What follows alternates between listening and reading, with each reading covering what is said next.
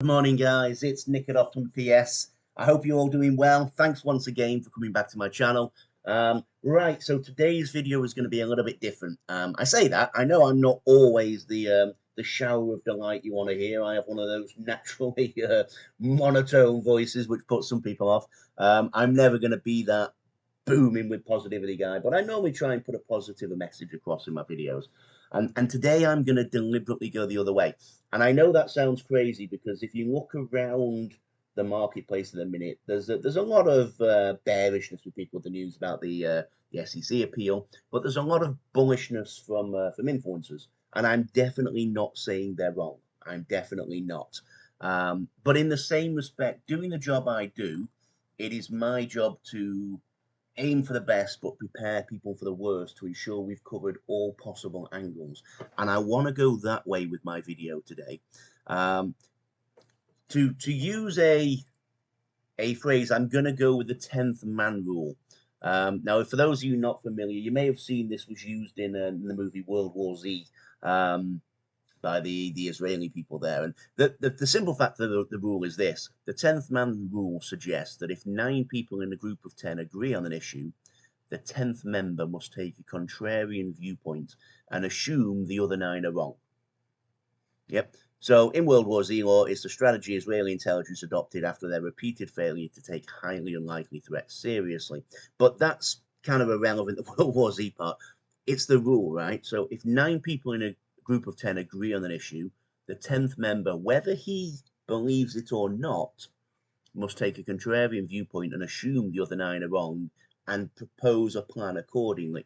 And that's kind of where I'm at, because to be perfectly honest, I'm with all those other influencers. I do not believe that this SEC appeal is going to be the doom and gloom, the end of XRP. I don't. I simply don't. But I do feel it's my job, my role in life, to at least propose the concept, because if we live in this sound tunnel where all we have is every single one of us saying it's brilliant, it's amazing, it's going to go to $1,000, and people only prepare for that outcome, if the world doesn't go accordingly, we could find ourselves in a difficult spot. History is full of great, great inventions that for one reason or another didn't make it in the way they should have made it. Ordinarily, the reason for that is because the powers that be didn't want it to make it. Great example being, I've just invented the world's greatest, I don't know, let's call it internet movie watching service. Yeah, 10 times better than all the other ones put together, 10 times cheaper, 10 times faster, never has any downtime. Everyone is going to absolutely love this invention. 4 members of the US Senate are very pally with the people at Netflix, and they decide that they do not want my invention going forwards. I'm not going to accuse them of taking any financial benefits. Let's be as diplomatic as possible. But if they, for whatever reason they decided, did not want my invention to make it to the mainstream, they could find ways to block, hinder, stop my company from being successful. Now, am I saying that's what's going on with the SEC, with Ripple? I'm going to let my silence be ominous in that one. I don't want to say anything on record that could later come back and get me in trouble, but I think we are all aware there's some very, very unusual things going on right now. It doesn't make logical sense to me that they would even have tried to sue Ripple in the first place. If we look at it practically, not a single person complained that they had been financially harmed. Not a single person out there put in a complaint about Ripple. That there was not a, even me with my limited knowledge of US law, securities law, other laws around the world, there was not a glaringly obvious breach of securities law. It's been found in a court now that there was kind of a breach on the first sales, wasn't on the institutional sales, but even that was a result of poor guidelines, not a deliberate breach of the rule. And there was no reason to do it. There's no reason to be hounding it. There's no logical reason to still be chasing this like they are, knowing that they've caused billions of dollars of damage to the layman. And I can't just ignore the fact that that is their intent. I can still sit here really optimistic and think they're not going to be successful in their attempt, and that is entirely my line of view. That's exactly where I think the world is going to go. And I've got some reasons to back that theory up as well, or that belief up. But I do just want to cross this bridge because before I get into it, once again, guys, you know me by now. My name's Nick. I am a financial advisor, but I'm absolutely not your financial advisor. And anything I say or do in this video shouldn't be taken as financial advice. In actual fact, this one more than others, I shouldn't say that. They all shouldn't be taken as financial advice. But in this one, even I don't believe what I'm going to tell you. But I'm still going to say it anyway because I think you need an alternate view. I haven't seen an alternate view out there in the social media world. Perhaps because everyone's out there for views and subscriptions more than they are for getting the message across, or perhaps because they just don't believe this is a possibility. I'd like to think that because I've got a lot of respect for my other fellow YouTubers, but I wanted to get this side out. So just before we kick in, let's take a look at the markets. Let's see why they're so optimistic. Okay, we're back into fear, ever so slight fear now. We're at 36 on the fear and greed index. Not too bad, to be honest. We've been lower than that recently anyway. Taking a look at the actual markets, okay, a little bit of positivity today. Things have just picked up from a drop, let's be honest. But the last 24 hours is a mix of red and green. If we went back the last 36 hours, it's more red than green for certain. If we take a look here, though, Bitcoin's 6.4% down in the last 7 days. XRP is 11.17% down. Definitely worse than Bitcoin. But it normally is, right? When the world drops, XRP seems to take it worse than Bitcoin regardless. If we take a look at the simple fact, though, at 11% down, XRP doesn't stand out. Despite the one, the appeal is only about Ripple and XRP. It's only about this one coin. And actually, 10% down, 9 or 8.5, 11 down for Solana, 11 for XRP, 10 for Dogecoin. If we scroll through, okay, we're getting down. Cardano's been hit 14%. They always seem to get a bad deal. Avalanche 14, Shiba Inu 13, Chainlink 14. The world is down. We're in a pullback from what was probably a false breakout. The world is down anyway, and XRP doesn't even stand out in its negative performance. So that's the first point to get across. That's why I don't actually believe what I'm about to look into is the truth, but I'm still going to say we have to consider the albeit distinct possibility that there is an agenda out there against XRP that may be successful. 2 days ago, I was 99.99999% certain XRP was going to be the roaring success it is. Today, I'm 99.5% certain. I definitely am not swinging away from my belief in this company.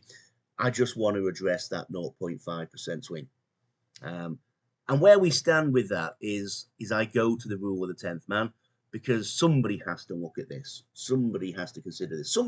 I'm not really neutral. I'm a big believer in XRP, but somebody who isn't also an absolute, opposite to a believer in XRP. We've got these guys that seem to have absolute unbelievable hatred towards XRP. Whatever happens in the world, they think it's going to crash and burn because they want it to. I'm not that guy either, so I try and keep myself quite neutral and emotionless when it comes to investments, and I want to just look into this. So I was talking to a friend this morning, and I did sort of say, it's possible that we've backed the best horse in a rigged race, and it is possible. Now, we've all seen races that are rigged in the past. They may not admit them, but we have. And normally the rigged race, the horse that they've rigged to win wins. That's the downside. But in the same respect, this is a race where every horse can still bring us money. So we don't necessarily need to be number one in the USA.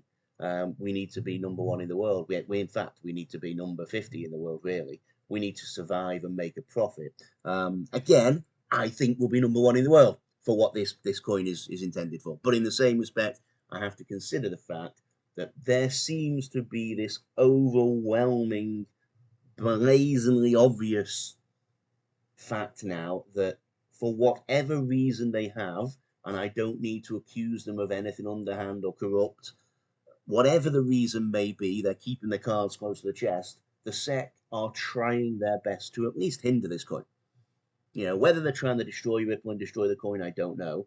But if the only reason they are going after this coin with such passion and determination is because the initial coin offering they consider to be a breach of securities laws, why the hell aren't they going after every single coin that had an ICO, every single coin that isn't proof of stake? I don't know.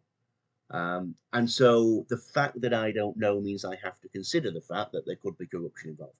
Um, and I hope that was as diplomatic as I can put it. And if there is corruption involved, we're up against some of the most powerful people in the world, in the US, and it's going to be a bumpy ride, guys. And that's where I'm getting at. I'm not saying that this coin is going to fail. I'm saying they're going to hinder it. I sympathize for those people who needed a quick turnaround, who needed to see $2 again because they bought at $2. I sympathize for you guys. I'm okay. I've been buying it with affordable money that otherwise would have been spent on golf and beers. I do have a relatively big portfolio now in comparison with other people around the world. I've seen where I sit on that on the rich list. I'm not the top, but I'm definitely not the bottom either. But in that respect, if XRP became zero tomorrow, I'd be damn pissed. I'd be annoyed. I'd be infuriated that it wasn't Ripple and XRP's fault. This is something that the powers that be have done. But my life wouldn't be financially ruined, right? I don't think that's going to happen. I think the more likely outcome is we won't hit my targets for a little bit longer now. But my life won't be financially ruined. I probably wasn't going to take profits this time anyway. I may have strategically switched into stable coins and then bought back in the bear market because I think we've got another round at least before the utility kicks in. But I wasn't, I wasn't planning on spending this money in 2025. It wasn't like I had my favorite car earmarked or anything like that. This is for long-term financial planning, probably not for retirement if I'm really honest. I'm almost retired now. I work about 3 hours a day. But in the same respect, this was something that I didn't need in the near future. So I'm not in that boat where I'm angry, bitter, but I am in a position where I can see this, so I've got to talk about it. So I don't know what we're up against, but what I wanted to do today is to talk with that negative introduction using the 10th man rule, but then to get on to something that I hope will be encouraging still. So this is a list of, let's go here. This is the largest companies in the world. Apple, Microsoft, Nvidia, Alphabet, Amazon, Saudi Aramco number 6. We get to number 6 before we see a non-US entity. Meta, Berkshire Hathaway, TSMC, Broadcom, Eli Lilly, Tesla, Walmart, JP Morgan, Tencent, definitely not US, United Health, ExxonMobil. We can go a little bit further down. You start to see other international companies come in more and more as we go down the chain. But that's why the US market is important to us. Now, again, we're talking more about banks than we are about anything else with this line. We don't necessarily need all these companies to jump on, but this is indicative of the global economy. This is indicative of where the most money lies. If the biggest companies in the world, the better paid people in the world are in the US, then of course we want them to be transacting in XRP over the XRPL as much as anyone else, right? More business is conducted with the US than any other single nation in the world. But let's move on to this one. Here's some of the companies in the world that are not American. Saudi Aramco, TSMC, Novo Nordisk, Tencent, LVMH, ASML, Samsung, Nestle, ICBC, SAP. We've got a lot of big companies there. Let's take a look at the world economy. So this is something that I really like. I like these visualizations, by the way. These are a good sort of, they make life easy to see what you're looking at, right? And so this splits it down between Americas, Europe, and Africa, and then Asia, basically. But let's take a look at this. So the United States, $24.94 trillion, yeah, is the biggest economy, biggest GDP in the world. Simple, no two ways about it. 22.94 trillion. But the global economy is 94 trillion. So yes, the US is just shy of 25%, isn't it? Just less than a quarter of the global economy in the United States alone. Huge number. That's why we're so desperate to get America on board with this. That's why I, as a non-American, am so infuriated that I believe whatever the reason is for this, it's somebody somewhere is feathering their own nest to make themselves even richer to the detriment of the little guy in the street who's trying to turn $10,000 into 100,000. That's why I'm so pissed with this. Excuse my language, please. But in the same respect, it's only 25% of the global economy. In fact, it's a bit less. If I come down, it's, there you go, 24.4%. Now, China's not far behind at 18%, 17.9. Japan, 5.4. You add Japan to China, you've got a bigger economy already than the US. So technically speaking, if somebody said, would you rather have Japan and China guaranteed or the US, you'd be better off with the US, wouldn't you? Because would you, well, it's about the same, isn't it? But you know what I mean. But we're not talking about just the two, we're talking about everyone else. So if somebody says to you today, would you rather have 25% of a pie or 3/4 of a pie, 75% of a pie, you take the 75%. Do you want $25 or $75? You're taking the $75. So it's a huge, huge market that we want to get. But why do you think Ripple has been so determined over the years to expand themselves outside of the US? They've been doing this for a very, very solid reason. Ironically, as well, I'll say ironically, probably strategically is a better phrase. The rest of the global economy is more likely to utilize XRP, the XRPL, Ripple, than the US because they need the benefits more so. Banking the unbanked. Where do you think there's more unbanked people, the US or India? There are more people in India than the United States by quite a margin, 2 or 3 times almost. More of those people are unbanked than the US. I can't believe there's more than a couple of percent of Americans who don't have access to a bank account. I believe there's tens, if not hundreds of millions of people in India, Africa, other parts of Asia. I live in the Philippines. I'm an expat in the Philippines, so it's a very different life to the local rural lifestyle in the Philippines. But I know people here. My wife, who's lived with me, I met my wife 16 years ago working in Malaysia. She was an international expat as well. She worked in a hotel, I worked in a bank, and we met in Malaysia. This last couple of years, she opened her first bank account. Now, okay, she's always had access to mine. She put her money into my bank, but her first personal bank account was opened about a year and a half ago, and that's because she wanted to buy a car with a car loan.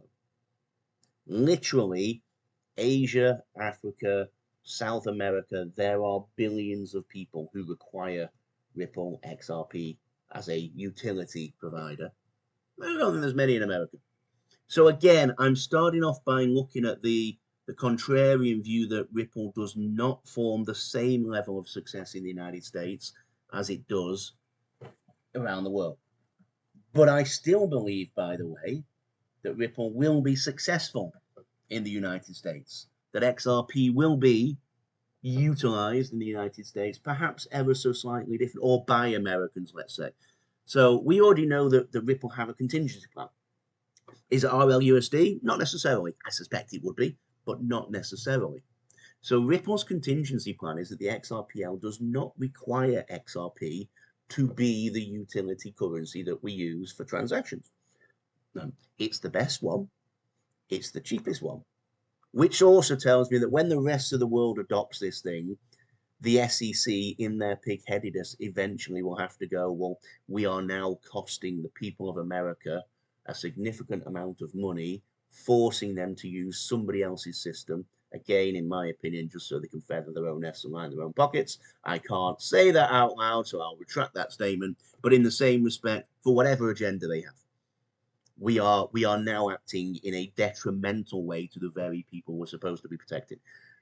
At the moment, they get away with it because we're at the cutting edge of this financial world. We are the minority.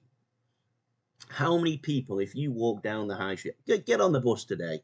I know you may not normally travel by a bus. Jump on a bus, jump on the tube train, jump on any form of public transport, and just ask the people around you how they feel about the SEC appealing the Ripple XRP case. Ask them. I bet less than 5% will even know what the hell you're talking about. They can get away with it right now because the people they are hindering are in the minority. I'm talking about when this thing goes big, they'll be hindering the majority of the American people. How come it takes me $30 to transfer to my friend when my buddy in Canada can do it for 3 cents? That's where we're going to go. And so, again, yes, I have to look at the contrary view that they're going to do their very best to stop this, but they can't because Ripple has a backup plan. It doesn't have to be XRP or RLUSD. It can be anything. You could take your US dollars using the XRPL and transfer that to Mexican pesos using Bitcoin if you wanted to. It's a possibility. I'm not sure if the functionality is there at the moment, actually. You probably just do it through Bitcoin. But in the same respect, the XRPL is not a single coin utility. It's not a single coin ledger. You can do anything through that. So they don't need XRP to be given the status they're trying to achieve. The ironic thing is they're trying so hard to do everything by the book, to do it right. If the SEC had come out day one, 15 years ago, whatever it was, 14 years ago, and said, we have determined, here is the factual reasons why we've determined that cryptocurrencies are all securities, and you need a securities license to be able to do it, that would have been fantastic for Ripple and XRP, because they would have known where they stood day one, jumped on the bandwagon. But the SEC didn't want to do that because they don't benefit from that. There's nothing to gain for them from that. Whereas somehow there's something for them to gain, or they wouldn't be spending millions and millions of dollars of taxpayers' money trying to enforce this. Maybe everything they're doing is entirely ethical, and the only gain they get out of this is by regulating the whole cryptocurrency sector. They make a safer United States for everybody, and they probably get paid a little bit of money. Normally, they get paid by the fines they impose on people, these regulators, and that's how it happens in most countries. I don't know the reason they have behind it. Perhaps it's entirely ethical. Whatever the reason is, it's hindering the world now. It's hindering everybody. But I want to show you that despite their best efforts, they're not going to stop this thing. The train has left the station, and it's left the station in multiple countries around the world.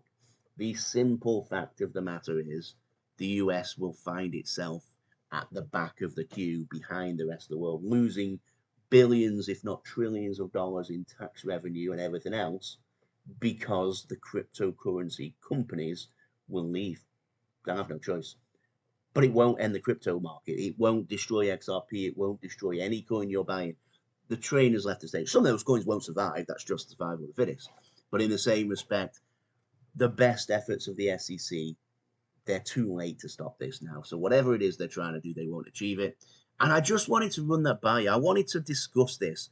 There is a possibility that the horse we've backed is being seriously hindered because the powers that be do not want it to win the race. But there's a race in every country in the world, and they can only rig one race. That's my point. That's what I'm trying to get at. And so again, guys, I don't want to go on for too long. We're 23 minutes in. I hope that wasn't too depressing because I tried to be as neutral in my discussions as I can without throwing a bit of passion in there, emotionless, unemotional, whatever you want to call it, whilst looking at what I consider a worst case scenario. And the worst case scenario is we have one hell of a fight against the biggest company in the biggest market, or the biggest regulator in the biggest market, I should say. Companies probably backing them if I want to be naughty and suggest it. But it's a fight they're not going to win. The victory for the SEC is delaying this. Why? I still don't know. I don't know what their victory is or what they gain from the victory, but their victory is delaying this, but they can't stop it. And if they manage to make it so that XRP and Ripple can never do a single thing in the United States, we've still got 75% of the world anyway. We would like 100% of the world, of course. But that's where we're at. And when the other 75% is clearly benefiting far more, the 25% has to come on board. They just do. They just do. So don't be too downhearted. Don't be too dismayed. It is positive news, but put forward with a negative viewpoint to begin with. I have to play that 10th man. There is a chance that we're up against a big fight ahead. But even that, the 10th man's outcome is still a positive one in the end. Guys, thank you very much for sticking with me for 24 minutes. If you like what I said today, please punch that like button. Please subscribe to the channel. Please share me on social media. Please drop me a comment. Everything you do in that respect is of huge, huge help to me, and I really do appreciate it. Thanks very much for your time. We'll speak again soon. All the best.